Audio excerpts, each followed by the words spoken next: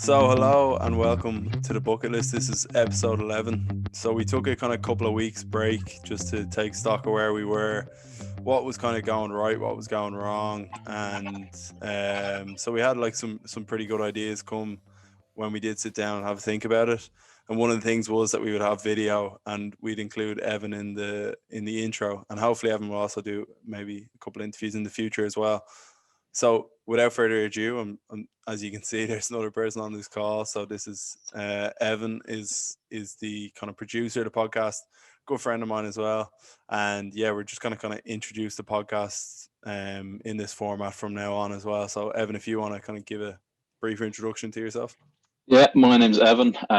Me and I were in school together, and this is our second podcast. Our first one was slightly successful, not as successful as we hoped, but this is version 2.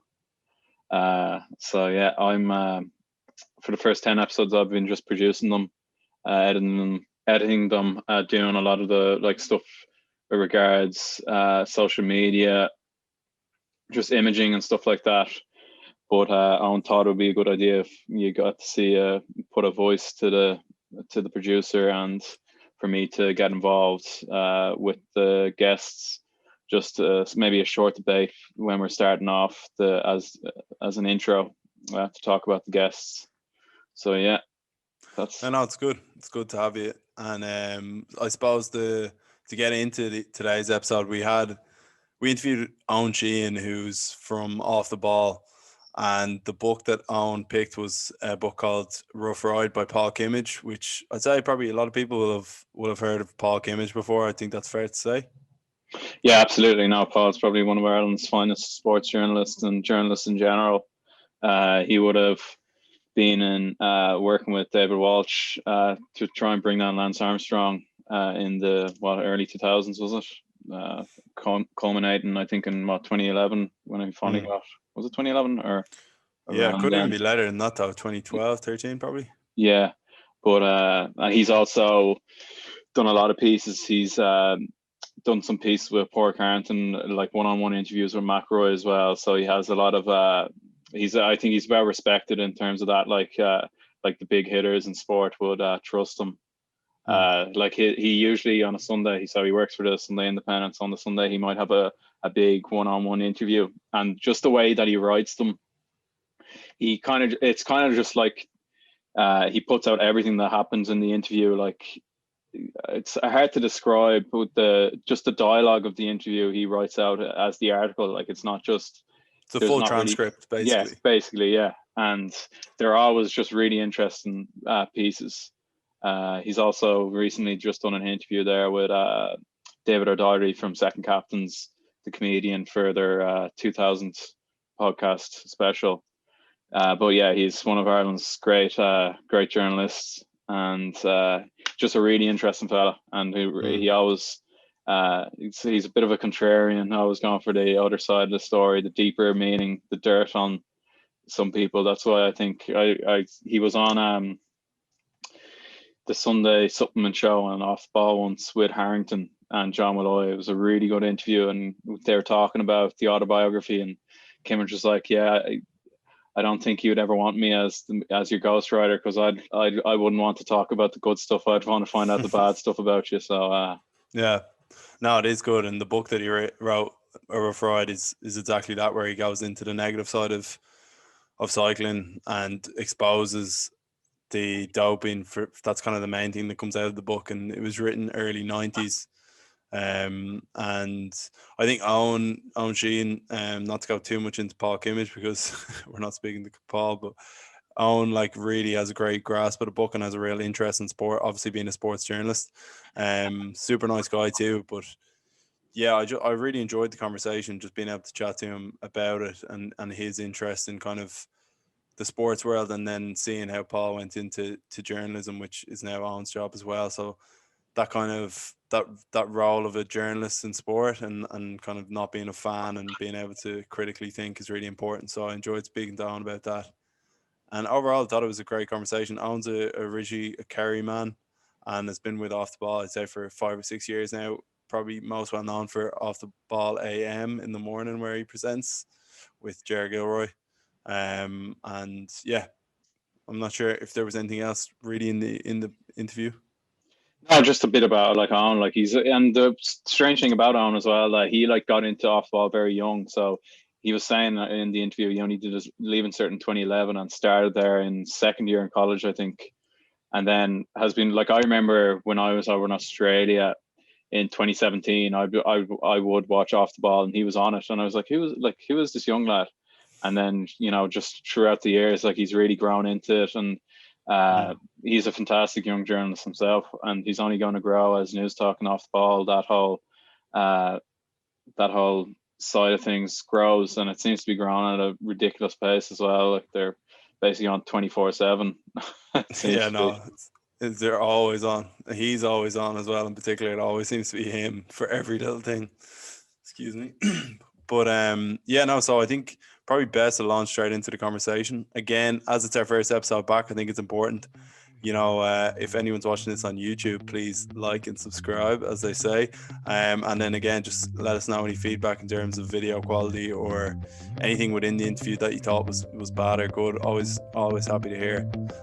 So yeah, without further ado, here's our interview with Eoin Sheahan.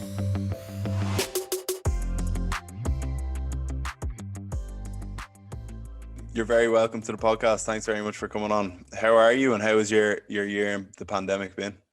Yeah, good on. It's been all right. I think like everybody's struggled a little bit during the last year, and hopefully this is like the summer where things get a little bit better and things get a little bit more hopeful. And I don't know, things like sport and gigs and stuff like that is going to happen for the masses within the next year or so. And I think once you see hope, I think everybody gets a little bit more hopeful. And small things like the grand stretch and the good weather over the last couple of months, that's just made an awful difference. But yeah, I'm sure you kind of had a tough winter yourself. I think everybody in Ireland had a bit of a tough winter. Yeah, no, definitely. So yeah, I suppose we'll launch into it. What book did you choose? And one question I do ask is, when did you read it? Because I'm always interested to find out when people, sometimes when you read the book at a certain period of time, it has a specific meaning to you. Yeah, it's a really good question about the timing. I've picked Rough Ride by Paul Kimmage, or A Rough Ride if you were reading it when it came out in its first edition. And the first time I read this was not when I was that young or anything like that. I think you were reminding me that I'm 10 years out from my leaving cert before we came on air. You'd found that out on my LinkedIn. So probably would have been a few years after that, because like sports journalism wasn't necessarily something I wanted to do when I was in leaving cert. So it was a few years after that when I realized that sports journalism was something that I was interested in, that I picked up this book. And I don't know when exactly it was. I do remember kind of only having half an interest in the Lance Armstrong saga in 2013 when he did that Oprah interview. I think the whole world was watching that, but that was kind of that was the extent of my relationship with cycling as a sport at that time. So I think it was actually when Team Sky were coming to the fore and there were serious questions about them, and when I started to work on Off the Ball, that I was like, right, I need to go back and do a bit of reading here, and bought Kimmage, bought a couple of the David Walsh books, bought the Tyler Hamilton book, actually bought Lance Armstrong's first book himself, and they're just incredible. It lends itself to incredible writing, cycling. And so you say kind of sports journalism wasn't on your radar. Were you a big sports fan always growing up? And in particular, did you have interest in cycling? Because for me personally, cycling is not a sport that I have much interest in at all. Yeah, no, I definitely would have been the same as you, that cycling wasn't really on my radar whatsoever. Maybe TG Cahir during the summer, or during the Tour de France when Lance was at his peak.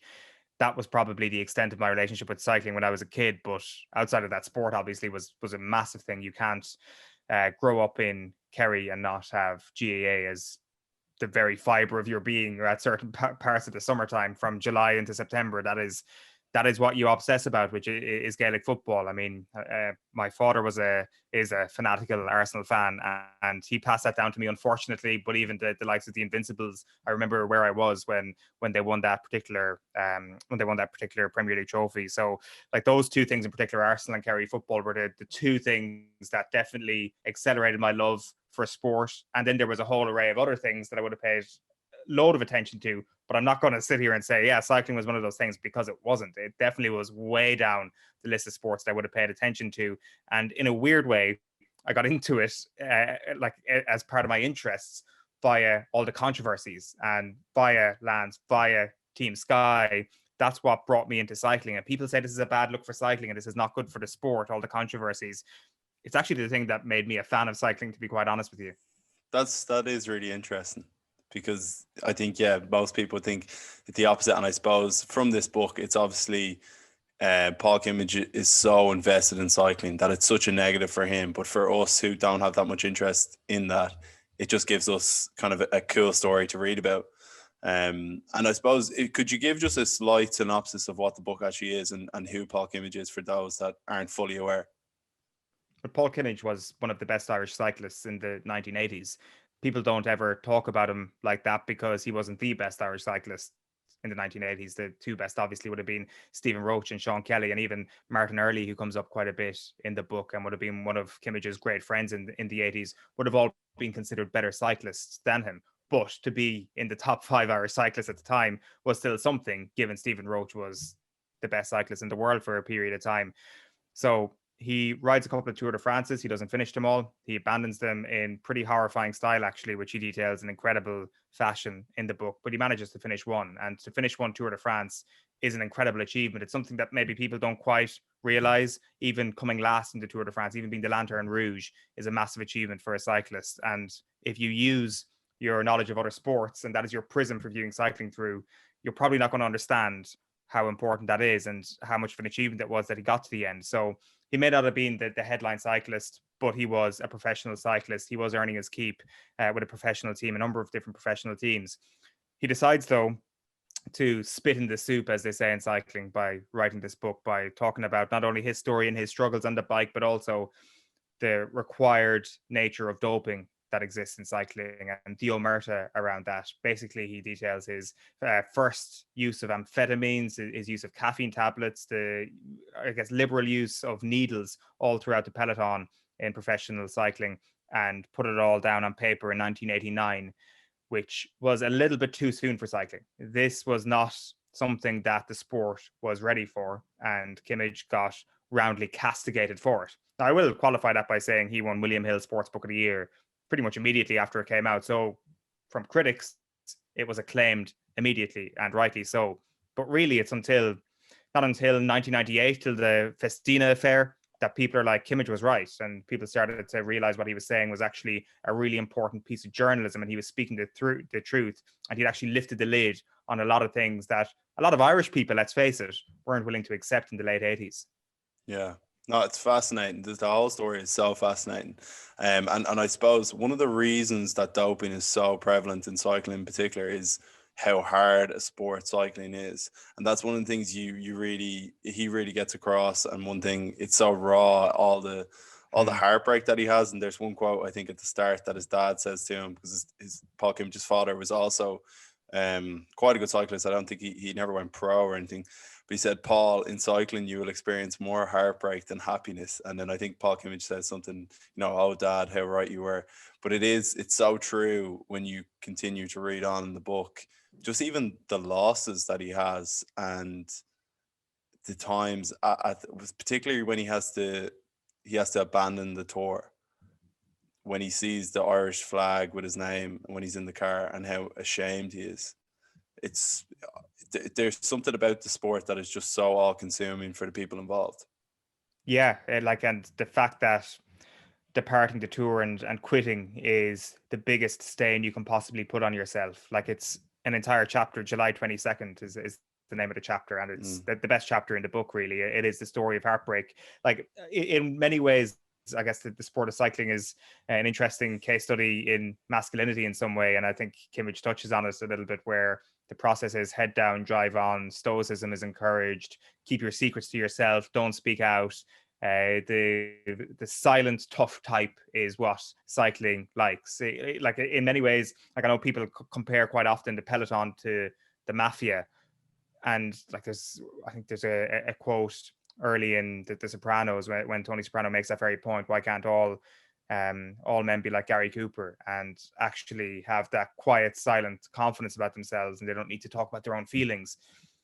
You kind of get an air of that when Kimmage talks about the peloton and the idea of giving up on the 22nd of July that year, and how that tore him apart completely, that it was worse than the doping. It really, if you compare the two things in his perspective, giving up and letting your team down a little bit. That was the thing. And you're right. Like one of the reasons why doping is such a big thing in cycling, and has been a big thing in cycling, is the fact that it's just a ridiculously difficult sport. But also, I guess, the protection of those secrets is something that's allowed it to thrive down through the years. And it's astonishing to think that people maybe weren't that aware, or were taken aback, or didn't believe Paul Kimmage when this book came out, because you had people like Tom Simpson in the 1960s who died of an amphetamine reaction, basically, of going up Mont Ventoux. There were many cases before him, and as we all know, the 90s was just the Wild West when it came to doping as well. Yeah, but I suppose as a supporter, you never want to believe the worst things about your sport. Sorry, like say if we even take rugby at the minute with concussions, there's no one really that wants to tackle that head on, because, pardon the pun there as well, but because it's probably going to ruin the sport if they don't. If you actually tackle the issue at hand, because otherwise you can keep letting it go and the sport will stay the same. We can have this great entertainment, but the reason that it's great entertainment is probably because of the risk that is there. Absolutely. And the word entertainment is an interesting word there. And I think that's kind of nailed on the head, because concussion, if you think about it, is actually quite a boring story compared to the success of a team on the pitch. There's been a lot said about concussion. The science is out there. And even if we talk about concussion in the media, I'm not sure it generates as much interest, for example, as the actual rugby itself or the actual game itself. Now, I do think doping is fascinating. I do think there is way more intrigue to it than concussion, but it is along the same lines that people just want to hear the good news. People just want to hear the entertaining stories. And what I always find such a contradiction about people who criticize Paul Kimmage and criticize people who've spoken out about doping in cycling is they come out with these lines like they're trying to make a name for themselves, or they're trying to, I guess, create attention for themselves, which just couldn't be further from the truth. If you want positive attention, if you want to make a name for yourself, you don't spit in the soup. Paul Kimmage, if you read this book, he wrote this book when he was 27 years of age, before he became a full-time journalist. It's brilliantly written. He is absolutely gifted when it comes to having a pen in his hand. You use the word raw. This is absolutely one of the rawest books you're going to read in sport, and it's poetic at the same time. This is somebody who would have succeeded in the media regardless of spitting in the soup. He could have got any job he wanted with Eurosport, with any cycling channel around the world. He could have showed up to the Tour de France every single year after he stopped riding, and he would have got really well-paid jobs being part of the tour coverage, or part of any Grand Tour coverage. He didn't need to do this. And it always kind of grinds my gears a little bit when people say, oh, he was just trying to make a name for himself by writing this book, because he could have made a name for himself in any other way, in a way easier way than it was to piss all his friends off. Yeah, for sure. I think it's like cowardice to say things like that. And I think he was completely brave. And the big thing that Paul always gets is, he's bitter. And he does come across as an incredibly angry person, like, for whatever reason. I'm sure but at the same time, he obviously had an insatiable drive to become a cyclist. So that mindset must make you in some way a bit of an aggressive person to begin with. So I'm not, maybe it's bitterness, but I don't think so. I've just a huge amount of respect for him after this. Yeah, no, absolutely. And I think that pig-headedness is something that he would have shown in his journalism career afterwards, and still obviously shows in his journalism career afterwards. Like there is a softness, I find, to Kimmage as well, obviously in a very different way. I think maybe a lot of cyclists are like this, but even the way he talks about Alpe d'Huez or Ventoux or the Galibier, he kind of talks about these as opponents, but also in a sort of David Attenborough type way, where it's like this piece of nature which is my opponent on this given day, and I'm going to try my best to outmaneuver my opponent. And there's something so beautiful about it. I guess the fact is, he talks about France quite a lot in this book, and it just happens to be an extremely beautiful country. And maybe that's the simple reason why cyclists have that softness to them. But I do think Kimmage has that deep down there's a real goodness to what he's trying to do, and a real goodness to his existence in the peloton as well. Yeah, it's interesting you said that, because the moment in the book when he's getting interviewed by the journalist from L'Equipe, and I think the line is something like, "You're too thoughtful to be a cyclist," and you really get that sense that like the other, if he was just another cyclist, he would have doped and not thought about it. And you know that kind of line in the Tiger Woods documentary, you know, you need to learn to compartmentalize things. I think Tiger Woods said to one of his ex-girlfriends. I think Paul Kimmage could have been like that if he wasn't a thoughtful person, if he had just, you know, not questioned things, not learned to do things. And there's bits in the book where he's questioning, why does he have this kind of sense of integrity? I found that bit really interesting, and I think it's probably why he is such a good journalist now, because a journalist has to be able to be thoughtful and think about things in a critical way and think about things in a different way. And that's what makes him such a rarity. Like, you're right, it's the shut up, put the needle in your ass sort of thing. That's the attitude that'll get you to the top in cycling, if you're Kimmage, if you're a domestique at the time. And it is just a complete anomaly that he happens to not have those characteristics. That if you remove Paul Kimmage from the cycling world, a lot of these things don't happen. There probably wouldn't be somebody who fills that void. There wasn't exactly people lining up to spill. Now, I think the same goes for every generation of cyclists, and you have, whatever it is, 20 years later, Floyd Landis being the next person to spill the beans.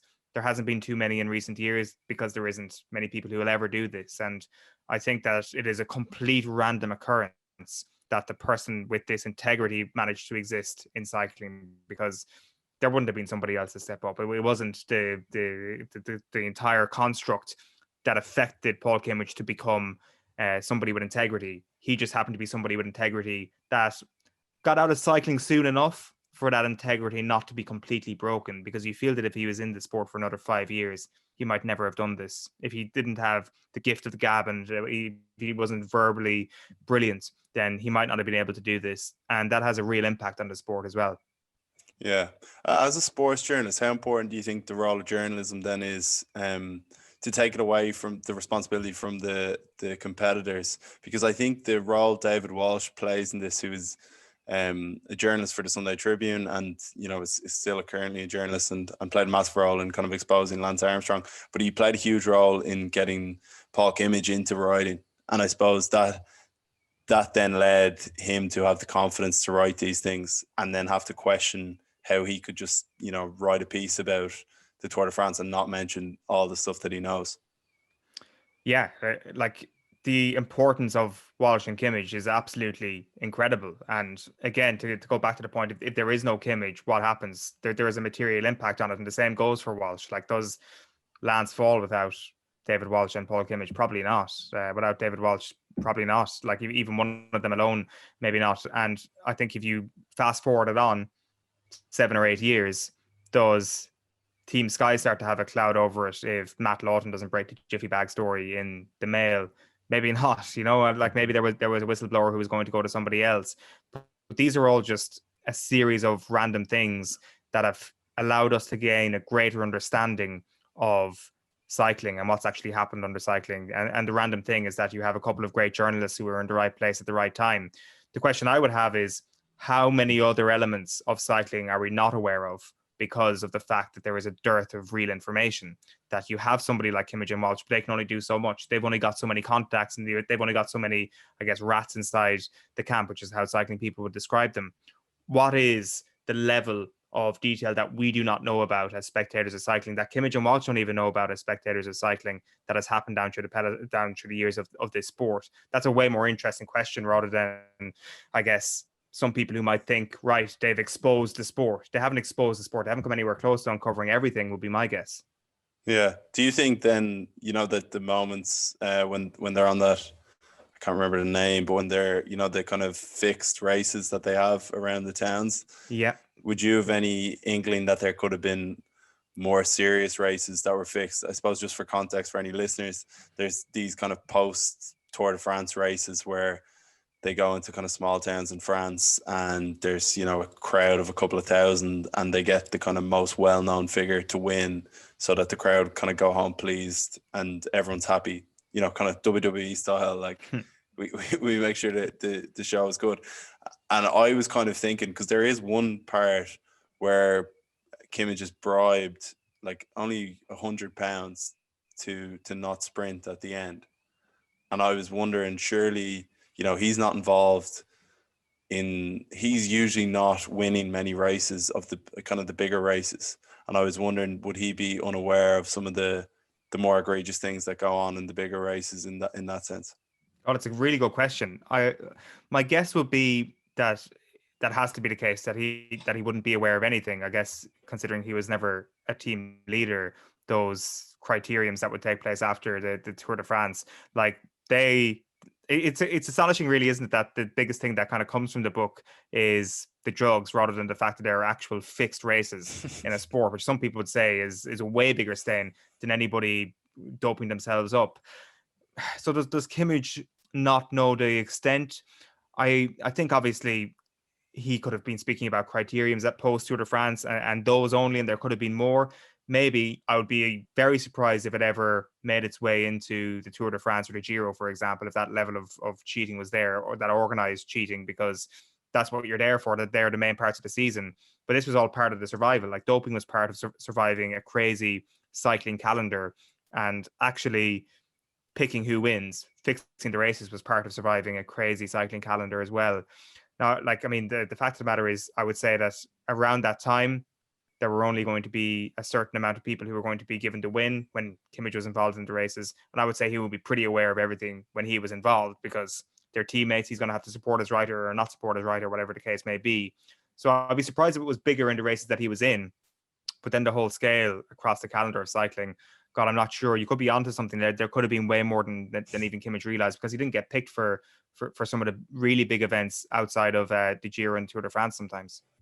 Yeah, I'm sure I'm completely wrong. Like, it's 30. The book's 30 years old. I'm sure something would have come out by now. But I did find that fascinating, and kind of, it's just it's a weird thing to just. It seemed just so nonchalant that this happens every time, and I thought that was really strange. But yeah, back to the kind of the doping is just it's crazy, and I think it's crazy how much longer it went on after Kimmage even left sport, and after he had clearly exposed that this was going on. And I love the analogy that he gives of, it's like an arms race that you kind of constantly have to outdo your opponents. But one thing I did find interesting is when he does the amphetamines, and I could just have completely misread this, but it seems as though it's much more of a mental aspect than his physical, like a physical change to your body. I think he described it once that he knew he could go through a brick wall, rather than I knew I'd be able to just outlast someone. Yeah, and like, I think that if Paul Kimmage had taken that amphetamine and had the mental strength that gives you on July 22nd when he quits the Tour de France, he probably would have been able to finish that stage. Like, I'm sure his body was always in a state of being able to finish the stages, but I think they say that it's the mental thing that separates the good cyclists from the not so good cyclists. Like, Tyler Hamilton always said that he had a really positive relationship with pain, that once he got to that wall and he started to feel like he was absolutely killing himself in that real intense sense of pain, he started to really enjoy that. And that's why he became such a good cyclist. Now, Paul Kimmage may be conditioned to the exact level that Tyler Hamilton is in that scenario, but Tyler Hamilton's got a more positive relationship with pain, and he'll be able to perform better than Kimmage. So it probably is. It's that feeling of invincibility, which I think he said, which is just incredible. The amphetamines, like, and on the point of the arms race, like, it is the key point here, is that it's an arms race that's been going on, but it's been happening 10 miles ahead of where the controllers are trying to get to. And like, he paints the picture of being at the Tour de France late on in the 90s, and the UCI were saying that, oh, we haven't actually caught anybody using EPO at this point. And Kimmage was just making the point that you don't actually have a test for EPO. How can you catch people using EPO when you can't even detect EPO? And that is the extent that the arms race has been happening at. That it's not so much the rider is going toe to toe and who's got the best doctor. It's also the fact that they're having their own little race here, and the controllers, the people trying to keep the sport clean, are way behind them. And that is why you would always have suspicion about every element of sport in general, not just cycling, that those who will cheat will always be ahead of those who are trying to find out if people are cheating. Yeah, like in the documentary Icarus, which I'm sure you've watched, it's just completely shows the science of how to get around it, which is crazy. But as well, I found it, I find it interesting in terms of it's like when he first takes amphetamines, it's like when someone's had their first can and their friends are pressuring them to drink for the first time. It's so, the way he described it, I thought was just so kind of juvenile in a way. It's like he's taking a yoke, to be honest with you, rather than just drank a can. Like, I mean, he's absolutely wild. Like, that's exactly it. It is that sort of innocence of trying something new. That's that ran through my head as well when I was reading it. To the sort of, he just wants to chat to everybody. Like, he just wants to chat to everybody before the race starts. It's hilarious.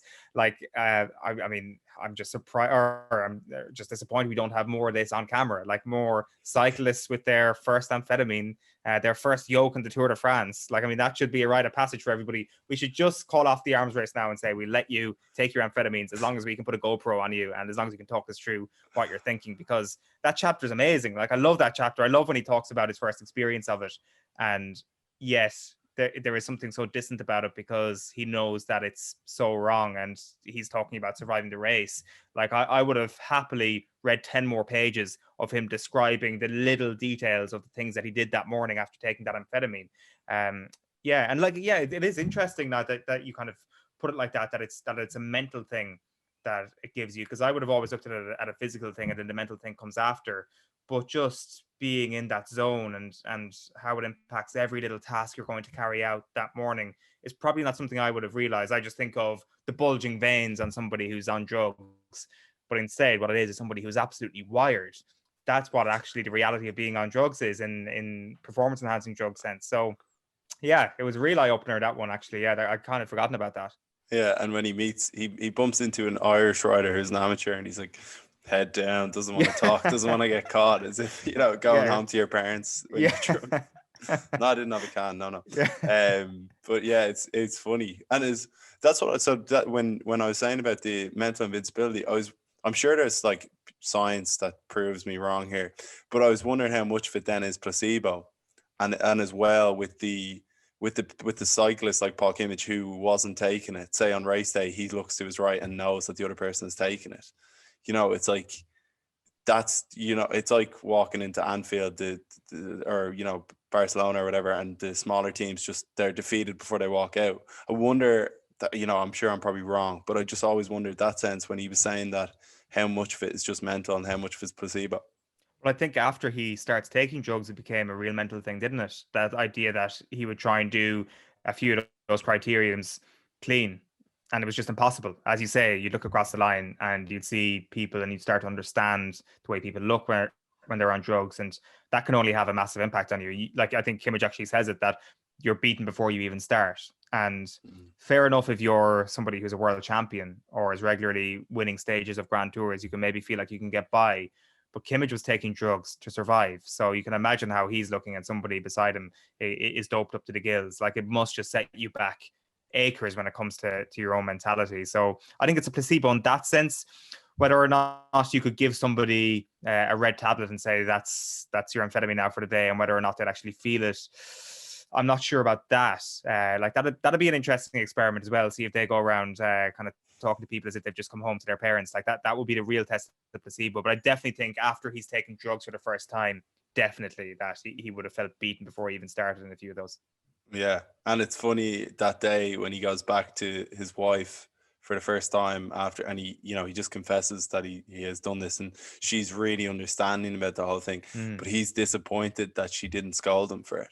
Yeah, and like you can just picture the image of him, because he says that he's like lying awake there at night. You can just see him like sitting up in his bed, eyeballs popping out of his head, just staring at the ceiling, being like, "What have I done?" And also, he drives miles and miles to get home that night. Like, I don't think driving on amphetamines is a thing to do from what we've seen in this book.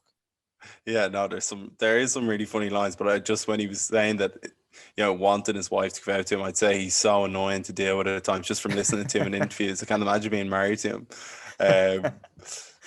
But yeah, no, his descriptions are incredible of that whole scene. And one thing on cycling, or Irish cycling, sorry, is he's a complete fanboy of Stephen Roach, who is the golden boy of Irish cycling, and very clear that he wants to be beside him and wants to, room with him. And this book really like damaged their relationship. You obviously don't get a sense from the book of that, but I don't know too much about you know, Stephen Roach's involvement with EPOs and amphetamines. From my gathering, he's not completely been cleared. His name's not been cleared, but he's not been completely proven guilty either. Correct. Yeah, he hasn't failed a test explicitly.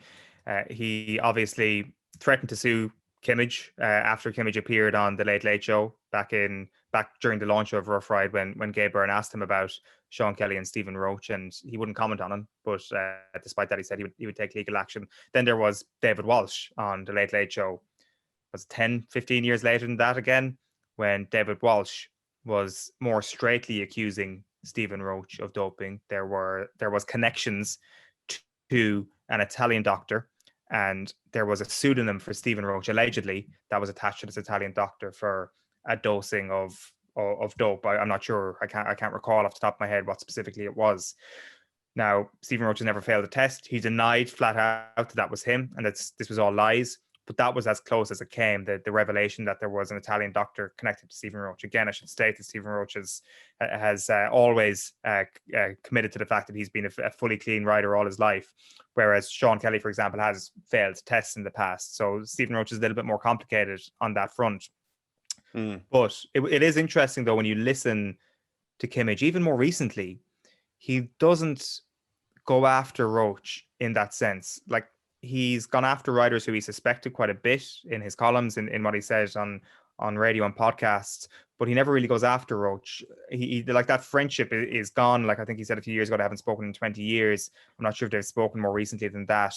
That friendship is gone, and yet that respect lingers, I think. And he won't say a bad word about Stephen Roach. He respects him. He's appreciative for what he did for him career-wise when he was supporting Roach during his last season. And that relationship is very, very interesting. But you're right. There have been questions asked of Roach in the past, but he's always maintained complete innocence. Hard to believe, but just in terms of what was going on at that time. But I think as well, even though their relationship was so strong, I'd still be very surprised if Kimmage couldn't come out and just say it if he knew for sure. Like, I think he's so strong-headed on this that he definitely would have been very clear if he had seen something so obvious. I'm not sure. I'm kind of torn on that. I think in one way I see exactly what you're saying, because he's taken so far of a step away from the peloton and he's already exposed so many secrets. Why would he not reveal his entire hand?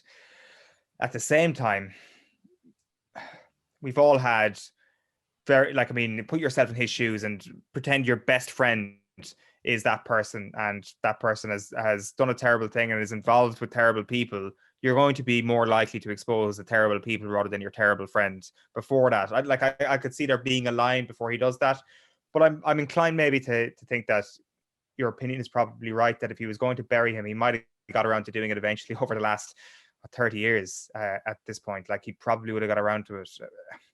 I think this kind of raises then a really interesting question about the idea of bias and our connection with our own sports stars. I say our own, I mean Irish sports people. And like, I saw Kimmage in an interview, I think maybe with Ian O'Riordan of the Irish Times last year, that the BBC really covered his book when it came out, and they went with him to the 1990 Tour de France, I think, whereas RTE were also at the Tour de France, and they said he didn't have time to cover the book, which is interesting because there wouldn't have been a good English rider anywhere near the top of the GC and the Tour de France around that time.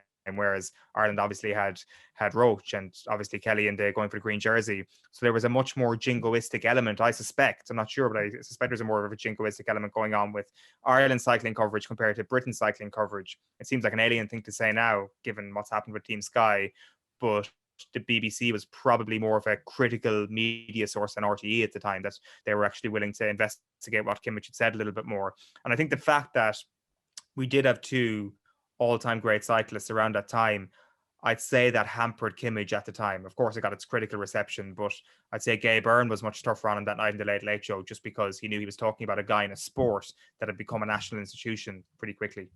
Yeah, no, it is interesting. I suppose from your perspective now, where you're making probably editorial choices about, controversial issues, like, have you ever felt not like pressured, but maybe, you know, compromised that you couldn't cover something to the best of your ability? Not at all, actually. Like the one thing I would say is like I had the opportunity to go to the Tour de France in 2017. Like it was just a junket, and I will say that if I was a journalist covering it all the time, I'd say you get pretty fond of France. You get pretty fond of the event because it is an absolutely incredible event, and we're all human. I could see somebody's cough softening after years of covering the Tour de France, and I'd imagine, like most journalists who specify in a specific sport, their press group becomes a little bit like a peloton themselves, that they're a close-knit group, and that maybe there is an element of spitting in the soup within journalists for people who actually cover the tour regularly. So I could see how that happens. Thankfully, from my perspective, we're kind of generalists in what we do on the show. We don't really have a loyalty to any sports person or to any sports, to any sport in general. So I thankfully just don't really have that scenario. It must be a really, really tough one. I'd never be overly critical of somebody who bows to that sort of pressure because people have food to put on the table. But there has been just obviously a couple of really notable instances over the last couple of years, like David Walsh and Team Sky, for example. I know that's how Kimmage and Walsh fell out, was Kimmage's disappointment that Walsh had basically gone inside the tent with Team Sky and had written inside Team Sky, and it was all glowing and it wasn't very critical. And I can see why you'd be disappointed in Walsh, especially after what he did with Lance. But then I guess he's probably realized what's happened a little bit more over the last couple of years and has probably owned up to being duped a little bit by Dave Brailsford.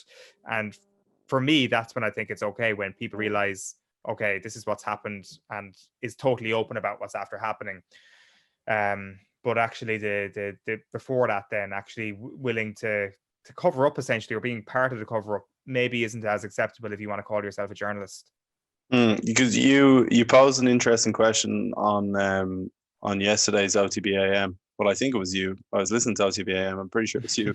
But you were talking to Andy Mitten and the Liverpool journalist, who I can't remember his name. But so obviously some people will be sick of hearing about this at this stage, but the European Super League was all happening this week. And you asked the guys, would they cover the league? You know, because obviously they were really outraged, and it was a completely controversial thing. And I'm pretty sure, like, Paul Kimmage hasn't properly covered the Tour de France. Could be wrong now, but I don't think, you know, he doesn't like going back to it for sure. And Andy Mitten, who is a football writer, mainly about United, said, yeah, look, I have to put food on the table, which is fair enough. I do understand that. But I suppose by giving it like column inches and by giving it, you know, podcast time or media time, you are kind of legitimizing something. And I know that, yeah, you can say it is important to make money, which it is. But if you completely disagree with something, you know, particularly maybe the Qatar World Cup or something as well. Yeah, and that's going to be a really interesting one at the end of the next year. The football journalists who actually cover the World Cup, will they actually stand strong and not go if they've got an issue with the Qatar World Cup taking place? It's a really hard thing to do, to not go, because the World Cup is a World Cup for the players. It can be a World Cup for the journalists as well. It's the thing that they've spent many, many years thinking about when it's whether it comes to covering an international team in qualifiers, covering a Premier League team all season, and looking at it in the context of the World Cup. It is a massive moment for a journalist. These big events are big events for the people who cover them as much as the people who are actually performing in them. And I think fair play to anybody who doesn't go to Qatar, for example. I'm not sure if I'll be at Qatar. I presume like Ireland aren't going to qualify for Qatar, so I doubt I will be. But being honest with you, hand on heart, I'm not sure I would actually stand up and say I won't go. You know, like maybe if there was a bit of a herd, this maybe me being a complete sheep, but if there was a herd of people who weren't going, then maybe I wouldn't. But I just feel at this point, I'm not sure if I would actually have the balls to say no, I won't go. And that maybe is a sad reflection, and maybe that's a little bit of hypocrisy when we're having this entire conversation. Like when it comes to the Super League, I think it goes along the same lines. Maybe the Super League, you could say, it was just brazen capitalism rather than any indication of human rights abuses, which Qatar is. And you could say, as a result, it's maybe not as serious a breach of your own ethics. And then again, you could say that this is all going to be an event that gets massive coverage, no matter if you stay at home or whether you go. And there is also a case to be made that if you go, you can also try and write on the issues while being at the event or being inside the tent, so to speak. And for me, that's where journalism, I think, is starting to lose itself a little bit. And this is the thing I've got a real issue with, is press officers who come out and say, don't ask us about X or Y. I think that everybody should be open to being questioned on everything. And I think that journalists should be willing to question everybody on everything. And it just seems we've got to a stage now where it's acceptable for a journalist to be told not to ask about X, Y, or Z. And they've accepted that, because if you're not going to accept that, you're not going to get the interview, and you're not going to get the clicks that come from doing the interview. So it's a vicious cycle. And the control that people have of images and the cleansed images of sports people at the moment is a bit of a problem, in my opinion. Yeah, it's interesting. And just to go back to your point about, saying you wouldn't have the balls, I think it's important to be honest about those type of things, and I appreciate the honesty. But I think that's where we see how important a person like Paul Kimmage is to do these things, because it just takes one person to expose something. And when someone does that and they do, go out of lane and actually say what they want and say what the actual reality is, it is so important. It takes a Maurice McCabe or other whistleblowers to actually tell us what's going on. But no, I completely agree that it's always difficult to be that person. And just on your point of kind of people not answering question, obviously we saw today Liverpool's owner John Henry coming out and facing up to his wife, video recording him. But we now that we have this kind of social media that people are basically self-publishing, I'm sure that's made a journalist's job kind of a lot harder. Yeah, no, it has, to actually do journalism. Whether or not journalism's got harder or not, I'm not sure. But if you want to do good journalism, it's definitely got harder. There's a number of different facets to this. There's definitely, like what you said there about fan-owned content, not fan-owned content, club-owned content, Liverpool FC having their own media team or whatever. They do not need journalists. In fact, a journalist is a bit of an inconvenience to them. However, if they have journalists who will toe the line and who won't be too critical, then that can only benefit you. And I think we've started to see, obviously, a model of journalism recently that is going down that line. We've seen the explosion of fan TV, and we've also seen the explosion of beat writers in this part of the world, like The Athletic, who I'm a subscriber of and I'm a massive fan of. Obviously, all specialize on teams. Most of their writers specialize in teams, and a lot of them would probably have a bias towards that team. Does that then stop them from maybe questioning a team or an individual on tough issues? Maybe or maybe not. But what might happen is, if they do question the team on certain issues, the press officer might turn around to them and say, you're not worth the hassle. We're not letting you back into the press conference, or I need to know what question you're asking before you ask a question. And that is where the control comes back to it, that to actually uncover great journalism at the moment is incredibly difficult. It is just incredibly difficult, because you've got all those roadblocks, but then you've also got all these time constraints that people are under. And I'm such a big admirer of what Kimmage continues to do, and the fact that he can do it. A lot of people maybe don't have that bandwidth to be able to do it, for lack of a better phrase, because they're focusing on a million different stories all at once. And maybe it is print journalism's demise that has led to that. There is less people spending quality time over maybe one article a week or whatever it may be, to actually dig down into things. And journalism is important. And the kind of, not the death of print media, but the way print media has changed, I think, over the last couple of years, can't not have had an impact on it. But then again, there has been really good journalism done on a multitude of different areas, like, I guess, getting exclusives, contacts within clubs. Martin Ziegler broke the Super League thing last Sunday. That's really good journalism, and it can still be done. There are just different roadblocks now, and it's just harder to get information. Do you think you would have thrived as much in a purely print media time as you are in kind of the forum that we're on now, where it's audio and video? God, I'm not sure if I'm thriving now, to be honest. I probably would prefer to have existed in a time before social media, to be honest, which is totally, this is where I'm totally happy with being a complete hypocrite, because our show every morning is on social media. I deleted social media. I deleted Twitter for all of February, basically. And I think that was just born out of the toxicity of the place, the fact that just personally speaking, I will go on to, so say if I go onto social media 7 times today, I will probably come off social media 5 out of those 7 times feeling more negative either about myself or about life in general 5 times out of those 7. And for me, on the balance of things, I looked at it very coldly. I was like, that shit is not worth it. Like, how can somebody deliberately engage in something that has a very high percentage chance of making you feel shit?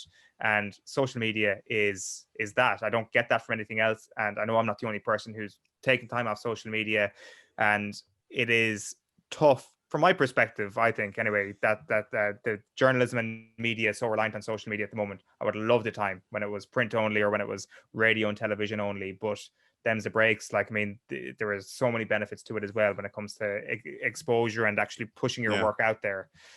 But it's interesting. That's something that's come up with literally every person that has any kind of standing that I've spoke to. And you know, one thing I remember, this is going to show how much of an off the ball fan I am, but you had a road show, but it's probably I think it might have been the week leading up to Ireland playing New Zealand in 2018 when they beat them, and I think it was like Paul O'Connell, Quinlan, and Brian O'Driscoll, and there's a moment when Joe takes questions from Twitter or something, Joe Malloy, and he names the account that it is, and it's he's like, this question's in from Manu Scalzi 1999 treble or something, you know, just the most ridiculous name ever. And just when you mentioned about kind of bad things coming up on social media, do you get a lot of those kind of, like, because sometimes when I'm watching Off the Ball in the morning, I just, you know, I have it on YouTube and I look at the comments and it's, you know, random just names, like there's never anyone that I think I'd like any of my friends would be commenting on that. And I just wonder that kind of anonymity, how much of the people that you kind of might interact with, particularly in a sporting sense, will have like MUFC or LFC or something in their at or your handle.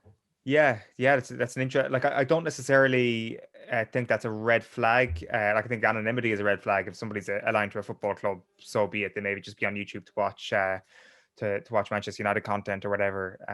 But yeah, those anonymous comments, like, when you look at things rationally, they should not be significant in any way. But at the same time, if you read something that isn't great, or you read something that's positive, it might have a not great or a positive influence on you, even if the person who's doing it is completely anonymous. Like, my rule of thumb generally is to not look at YouTube comments in general. I find that that's definitely where the highest volume of abuses. They're like 100% YouTube. I don't know why that is. Like, maybe it's because people are just more anonymous on YouTube. Like, I'm thinking about it. If I commented on YouTube right now, it would be my Gmail that I show up. I don't have a picture on my YouTube account. Maybe that's it. And maybe Twitter, you got to stand over it a little bit more. But yeah, that would be certainly a policy of mine. I'm not sure if that answers your question, but YouTube comments, avoid like the plague, unless you're looking for something. Like, when we do the crappy quiz, for example, I look at those comments because they're generally funny and well-meaning, but a lot of the stuff isn't. Yeah. No, it's just something I remember when I listened to that thing. I'm pretty sure Evan, who's on the call also, he mentioned that at the time, and the Manu Scalzi thing, and I was like, I always wonder just who these people are. Yeah. You know, like, is it people my age or is it people like my dad's age? That's a really good question. Like, I would say that my dad would never comment on YouTube, but then you actually look at the content of what they're saying, and I'm like, that is something that somebody my dad's age would say. And like, here's one, like, maybe, I mean, this is hypocrisy, because I mean, like, a lot of the voices we'd have in Off the Ball are male, but I definitely find that you'd never have a female saying anything like that. It's always a man of a certain age, which I think we can suspect is maybe in their 40s, who is leaving these comments. There is a demographic, even though they're anonymous. You can kind of tell off the way the comment is structured who exactly they are and the demographic of person that they are. Like, I definitely think you're onto something with the age. I definitely think they're male as well. Yeah, male, I think it's definitely Yeah. You have that locked in. I think male is for sure. But on the female thing, I suppose it's a hot topic at the minute. We saw Rachel Blackmore do so well, and is this something that you're having more and more conversations from an editorial perspective around? And, you know, not to be facetious, but I suppose probably your demographic of audience is mainly male, as we were just speaking about. So if you say start talking about the women's football final or women's GA, would you be getting much lower engagement? And how do you balance those things of wanting to promote the sport but not do it in kind of just a tokenistic way? Like the only reason you would get lower engagement, which definitely happens in certain cases, is because the sport hasn't been promoted because of either a lack of female representation or a lack of a focus on female sport in the past. So if you just focus on engagement, then you're probably going to get nowhere. You have to make allowances at certain points for the lower engagement, because you started at low engagement, then you'll get high engagement. I think that the Six Nations so far this year, with the France game last weekend in particular, was really interesting. And like, I know they were making the point on the pay-per-view that they don't want to talk about the subject matter of women in sport, but I do think it was striking this occasion that it was a dominant story, and it was kind of glossed over that it was a dominant story, that everybody accepted that Ireland playing France in the Women's Six Nations was the biggest story of the day. I'm not sure that was actually the case even when they won the Six Nations a few years ago. I think the Rachel Blackmore thing, I think with racing, we're so far ahead at this point now where that's really just, I think the Rachel Blackmore being a woman's story is the least interesting part of that story almost. And then there is, when it comes to the football team, the national football team, the World Cup in 2019, and the fact that everybody was watching that and everybody became familiar with some of the stars in the game, just gave a massive boost to the last qualification campaign for the women's team, and then everybody was naturally interested in it. So the media, we have a huge role to ensure that that interest goes up. But at the same time, it's only when that interest is up that the engagement will come, and it'll make it more lucrative for everybody involved to actually cover it. But like, I mean, it has been a discussion that we've had. Like, I mean, we haven't been great in the past. I think we've been better. I think the last 12 months will prove that we've been much better at this. And I think the next step probably is that, like, my colleagues are less male, and that we start employing more sports journalists that are women, because while we cover a lot of sports stories that we interview women in sport and all that sort of thing, I think actually having more women on air with us is the next step. And there obviously are a couple of really good journalists that are working with us at the moment, like Valerie, who's hosting the Six Nations show, Ashling, who's been at the GA grounds for us last year, two brilliant journalists. And the more they inspire people and the more that comes after them, the better down over the next little while, because I'm convinced that on the sporting element of things and the actual on pitch, what we're focusing on, the content, that's come along so much and that's constantly improving. It's just the voices on the other side of the mic now, which is the next step. Yeah, no, interesting. I know we've veered off topic a lot, but I suppose just to get back to the person involved in this book, have you met Paul Kimmage? Yeah, like, I mean, as a researcher and off the ball, which is what I started off as, he would have been in quite a bit. I guess that would have been around the time when Team Sky was very topical. So yeah, he'd be in and out quite a bit. I mean, he's a really high profile guest no matter what time you have him on. There is, I guess, certainly my early couple of years, there is a little bit of starstruckness actually meeting him because of what he's done and because I love his books so much. But yeah, no, I have met him. I wouldn't say he really knows who I am or anything like that, but he's always seemed like an absolute gent every time I've met him. I'm sure he knows who you are. Don't put yourself down. But just, yeah, I suppose, interesting you mentioned starstruck there. I think Paul mentions at the start of the book something around hating journalists in his kind of first year before he met David Walsh, and he was really negative towards them because they're trying to get a story out of you, taking your focus away from what the end goal is. And I don't know if do you find that when you speak to kind of high profile sports stars in Ireland and abroad, and does it happen regularly now where, I don't know, you're speaking to a Johnny Sexton or something and you're like, oh, hi Johnny, first of all, I actually meant to mention that earlier on, the fact that Kimmage's comments on journalists are pretty poisonous throughout the entire book.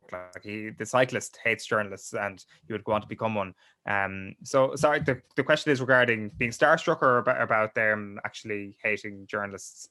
Do you feel like a burden sometimes to some of the sports stars? No, not really, to be honest. No,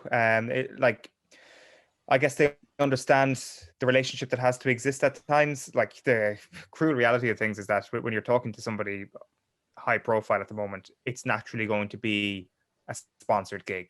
That is unfortunately how the media operates. And there's no burden because they're getting paid at the end of the day. They're working, and like, I mean, it's brilliant that this is a thing for GA players, I think, because they're finally earning some money.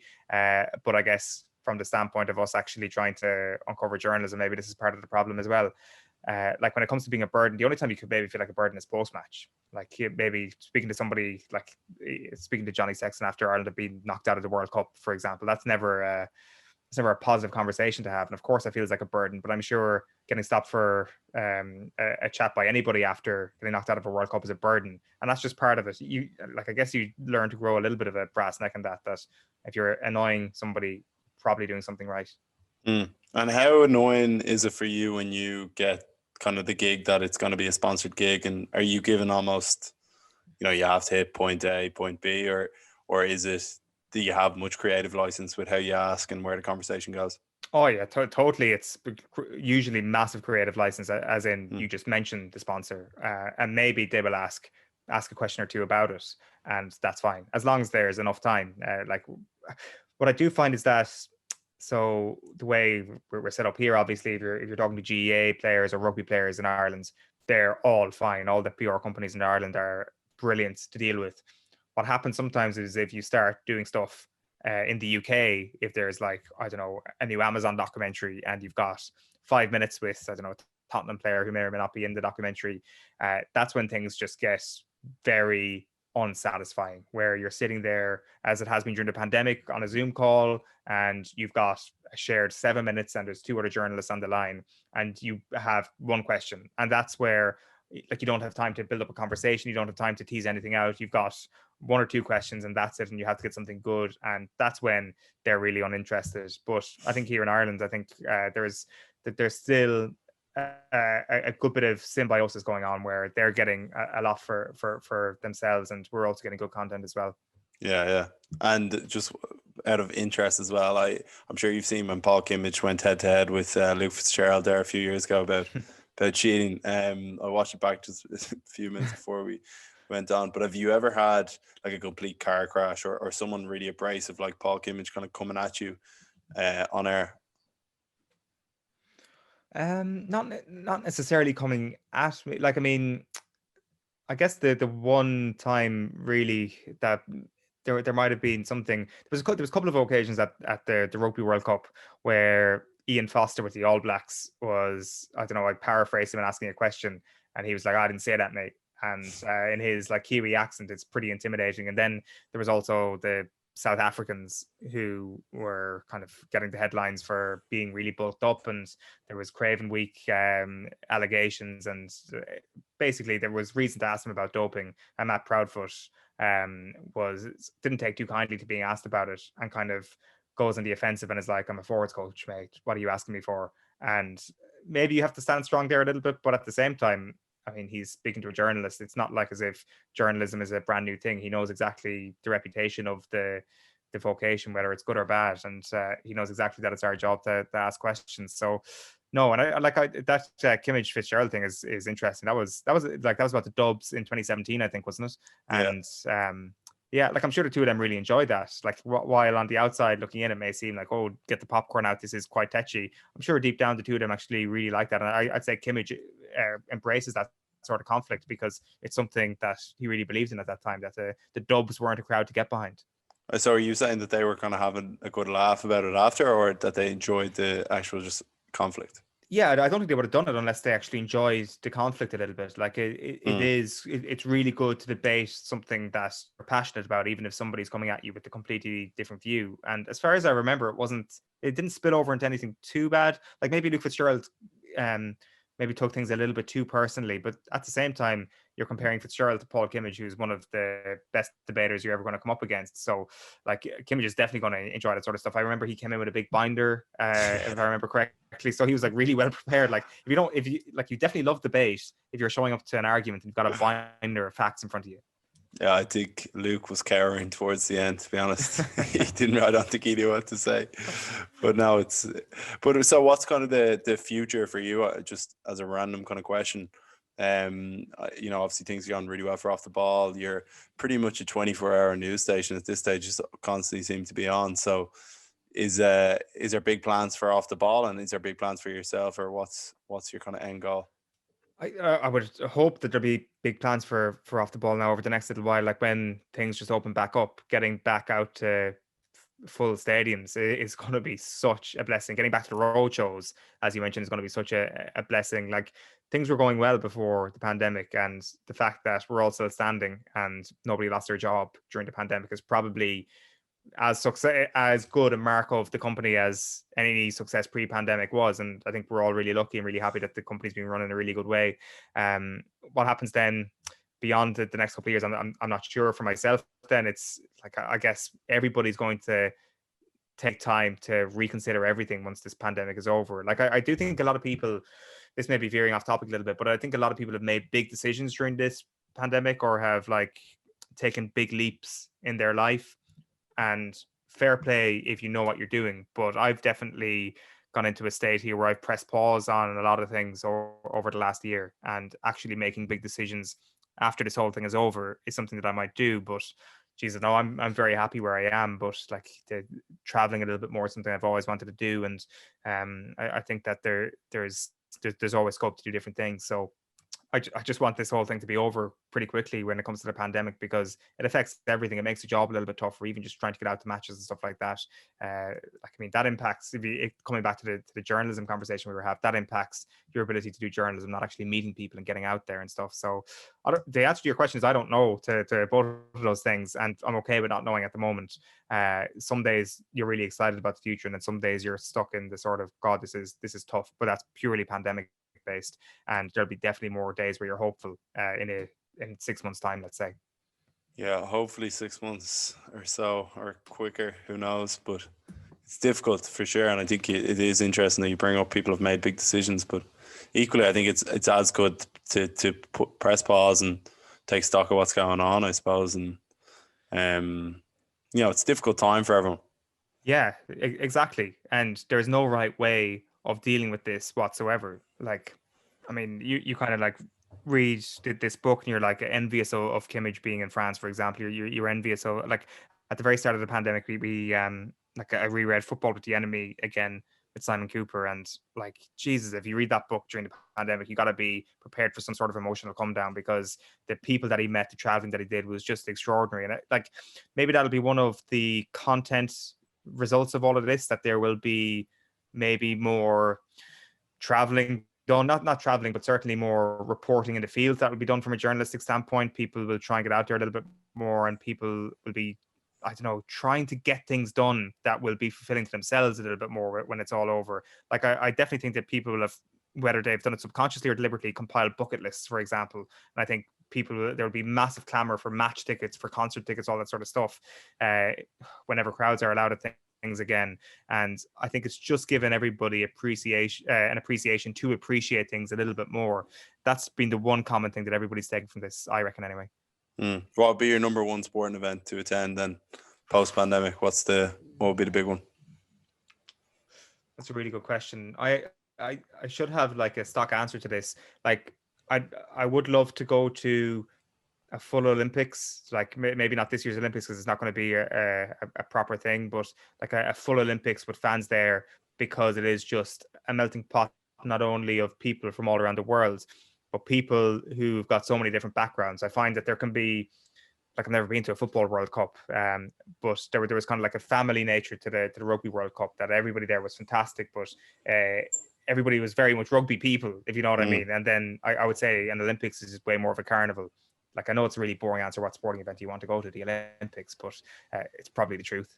Yeah, no, it is. But it would be, I think, and the year that's in it as well. Well, it was supposed to be last year, but it's going to be amazing. And I think, fingers crossed, you do get to do a bit of traveling, and you'll be doing the drunken reports for Japan, but in somewhere else again.